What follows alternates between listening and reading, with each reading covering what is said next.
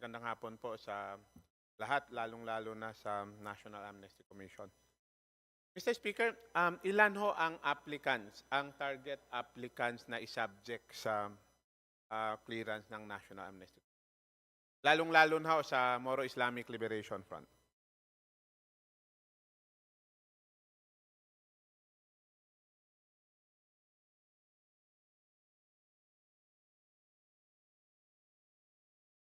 Mr. Speaker. Okay, if we based, Mr. Speaker, on the 40,000 decommissioned combatants, Mr. Speaker, 400, of which 400 individuals are cases of charges, nasa 82,000 po from the ranks of the Moro Islamic Liberation Front. Ilan? Ilan, Mr. Speaker? 82,000. No, I'm sorry. Kung sa MILF po. Yes, kung sa MILF lang po is 25% according to their expectation, Mr. Speaker. 25% of the 40,000 decommissioned combatants from the ranks of the Moro Islamic Liberation Mr. Speaker, Front. distinguished sponsor, may listahan na ba tayo ng may mga kaso? Na miyembro ng iba't ibang organization? Well, they don't have now, Mr. Speaker, wala po sila sa ngayon yung data ng individual kasi nandoon pa po sa MILF, GRP, Amnesty, TWG, Technical Working Group po ng Government and MILF Amnesty Board, no, Commission. So sa ngayon po, wala po silang may papabigay po sa atin. But they will ask the TWG perhaps so that they can also be furnished with the list of the mag-avail po ng amnesty from the ranks of the Moro Islamic Liberation Front. Mr. Speaker, Your Honor.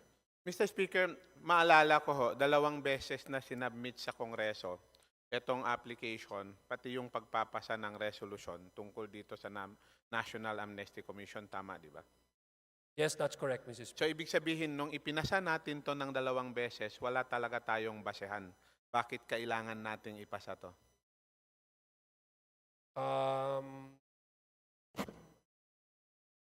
Speaker, may I beg to the indulgence of the good gentleman from Basilan. May we know exactly what does it mean by ipasa? Ano pong pinapasa natin, Mr. Speaker? Just to qualify po kung ano yung sagot niya. Hindi, ang dapat nito, Mr. Speaker, alam natin kung ano yung tamang informasyon bago natin ipinasa. Dahil para alam natin kung sino-sino dapat ang makikinabang dito sa panukalang, sa resolusyong to. Tama po yun. Kinumpare natin to ng 2 beses, maalala ko, Mr. Speaker. Yes, Mr. Speaker, they confirm na 2 beses po, Mr. Speaker. But as to the question of the, yung data po na gustong, we will probably kasi nandun pa po sa TWG at mamaramatin po natin. So lahat ng numero na binabanggit natin ngayon ay mga rough estimate lang yan? Yes, from UPAPRO po yung estimate nila, tama po yan. Tama po. Yung numero na yan ay rough estimate po, Mr. Speaker, Your Honor. Last year, Mr. Speaker, distinguished sponsor, magkano ang budget ng, current year? 88 million, Mr. Speaker, Your Honor. Magkano na ang na-disburse doon sa 88 million?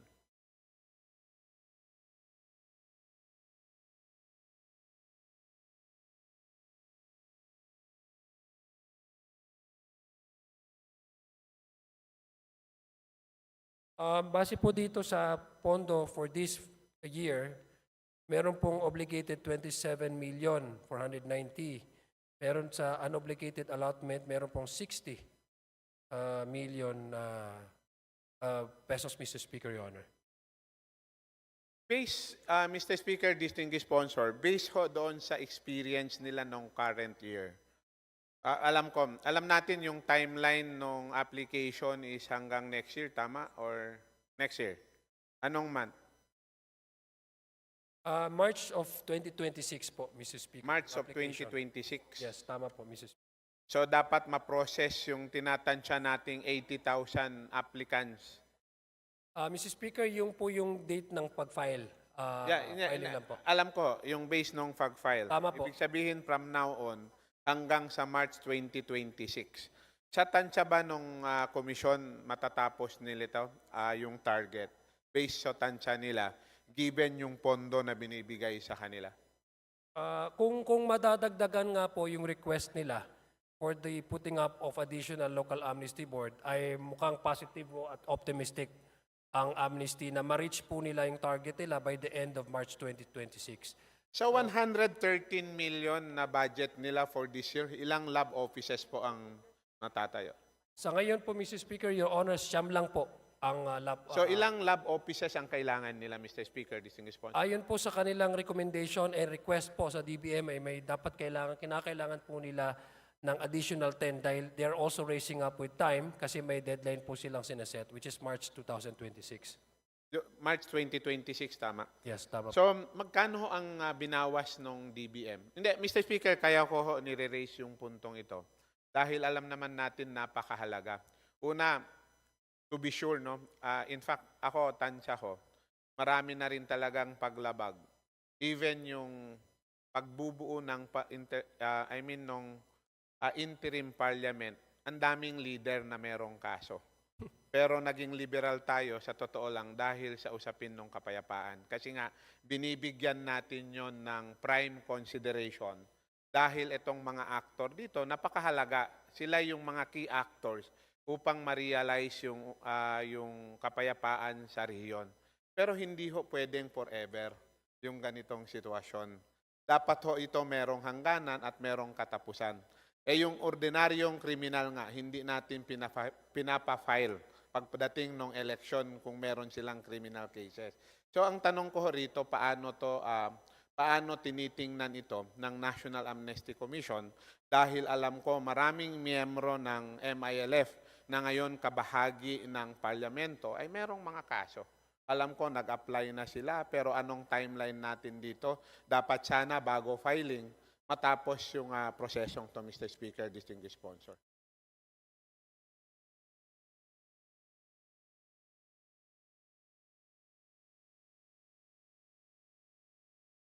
For the member of the parliament, 17 po ang nag-apply for amnesty. For the top commanders, I beg to correct. Okay, sorry po, kukorek ko lang po yung data. 4 members from the member of the parliament who have availed of the amnesty, 17 from the top commanders. So the total, Mr. Speaker, Your Honor, is 21. So yung 21, Mr. MILF Speaker, po, MILF, Mr. yeah, Speaker, Your Honor. yung 21 na yan, just for the record, Mr. Speaker, distinguished sponsor, mga miyembro ng MILF, na miyembro ng parlamento. Opo, Tama? apat lang po yung miyembro ng MILF na miyembro po ng parliament ngayon. Ng Na may kaso? Or yung nag-apply? Yung nag-apply po, Mr. So Speaker. yung may Your Honor. kaso is 21.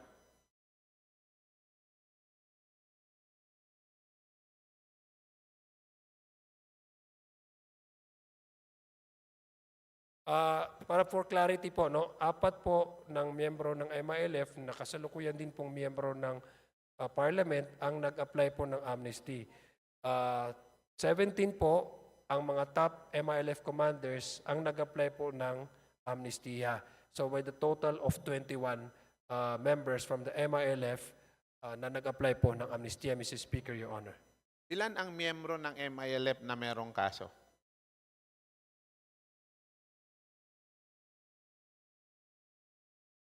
Base po sa datos na binigay, according to NEC, ay nasa 500 po.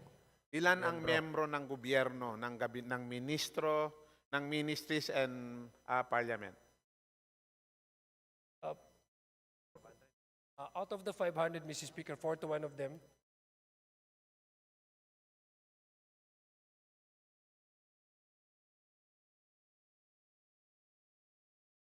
Mr. Speaker,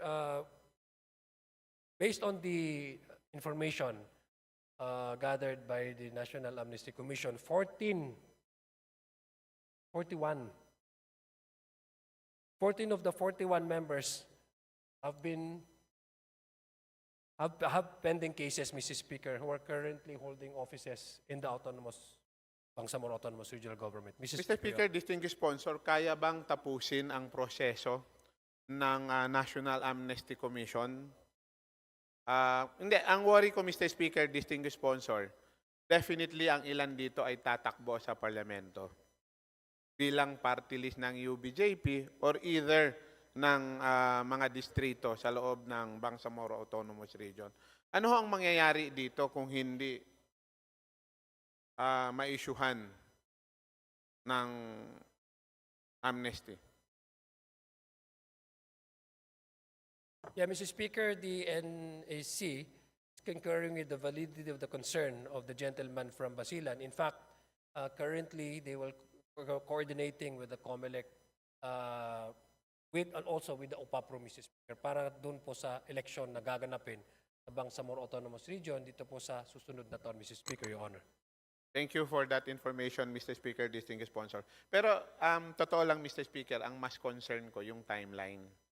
Kung ano yung strategy, kung may roadmap ba si NAC, paano within the lifespan ng resolution na maka-avail ng at dapat ang napansin ko lang kasi, Mr. Speaker, distinguished sponsor, hindi ko lang alam kasi halimbawa sa Basilan, yung iba takot pumunta sa syudad, baka mamaya arestuhin sila. In fact, yun yung naging issue natin, Mr. Speaker, with PNP and CIDG. Kasi merong mga inaaresto sa gitna on the process nung pag-apply pa lang nila. So, yun yung point ko, ang tingin ko, kung 9-lab lang ito at hindi mobile yung process nung, yung mechanism nung pagpapa-apply ng National Amnesty Commission, National Amnesty Board, baka magkakaproblema tayo doon sa kung ganon kadami. So, I hope, Mr. Speaker, distinguished sponsor, kung budget ang problema rito, total napaka-shortcut. Ang dami namang budget na nakalamsam sa OPAP. Ang dami ring budget na kalamsam sa ilan-ilang mga ahensya. Ang tingin ko, ang kailangan lang naman is less than 100 million or more than 100 million para maging 200 million. So in the name of peace, laki na ng investment natin, Mr. Speaker, distinguished sponsor, sa usaping peace processes dyan sa Mindanao. Itong 200 or 300 million hindi natin mapagbigyan. I hope andito si DBM. For purposes lang, maka-avail yung lahat. And lastly, Mr. Speaker, distinguished sponsor, parang manifestation na rin to at tanong. Halimbawa, isang warrant, sa dulo merong nakajando. Ang warrant ba na yon, pag inavail, pag halimbawa, yung mga nakapangalan doon na listahan sa warrant na yon na akawail ng amnesty, irrelevant na ba yung jando no yon, yung warrant na yon? Kasi ang kinakabahan ko, Mr. Speaker, distinguished sponsor, paano kung balang araw gagamitin yung same warrant against sa ibang person na hindi sila member ng MILF at sabihin yan, member yan ng MILF? Ano yung mangyayari ho doon?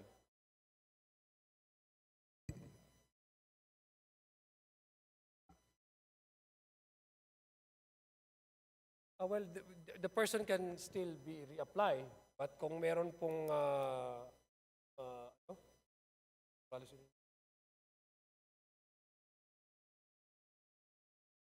well, Mr. Speaker, according to the guidelines of the Kwan is they can still be apply for an amnesty if they are if they are considered to be a jando, no?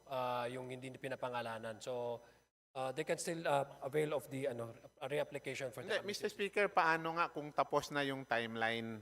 Tapos gagamitin pa rin ang warrant na yon. Ang punto ko, Mr. Speaker, hindi ba automatic pag nag-apply na lahat ng nakapangalan na yon? Halimbawa, isang insidente sa panahon ng giyera ng MILF nung Camp Abu Bakar, for example, tapos biglang naghain ng kaso ng rebellion or kung ano pang mga multiple murder na andyan. Tapos merong jando. Tapos yung lahat ng nakalista na pangalan ay naka-avail dito sa programa na to. Pero paano kung ang warrant na yon balang araw ay gagamitin sa hindi naka-avail? Bakit ka nga naman mag-avail? Hindi ka naman nakalista doon. So dapat ang mag-avail doon kung sino lang ang nakalista. So ang tanong ko kung valid pa ba yung warrant na to at gagamitin yung jando.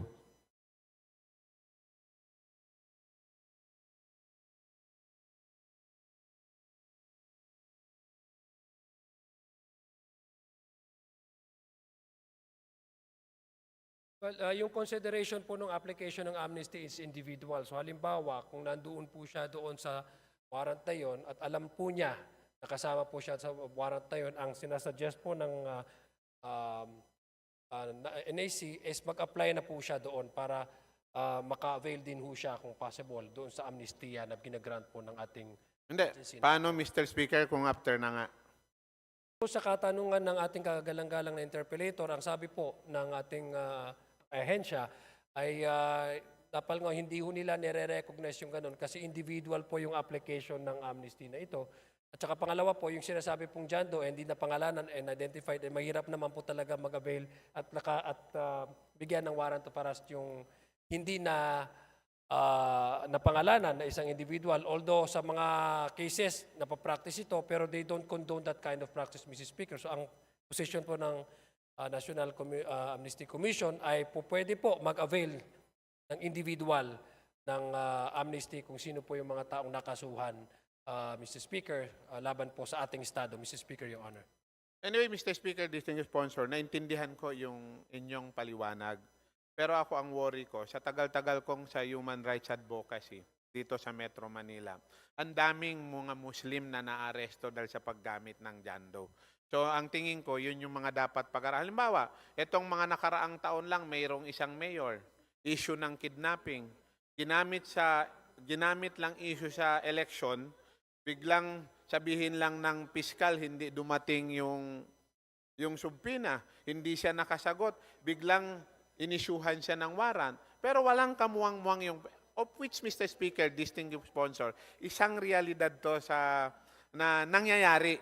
So kaya ho, nire-raise ko lang yung point na yun. Siguro dapat na-raise natin to nung pinag-uusapan pa yung resolution dito sa Kongreso. Pero in reality ho, nangyayari. At yun yung pangamba ko, lahat nung nakalista, sa ngayon, hindi talaga siya mag-a-apply dahil wala siya sa listahan.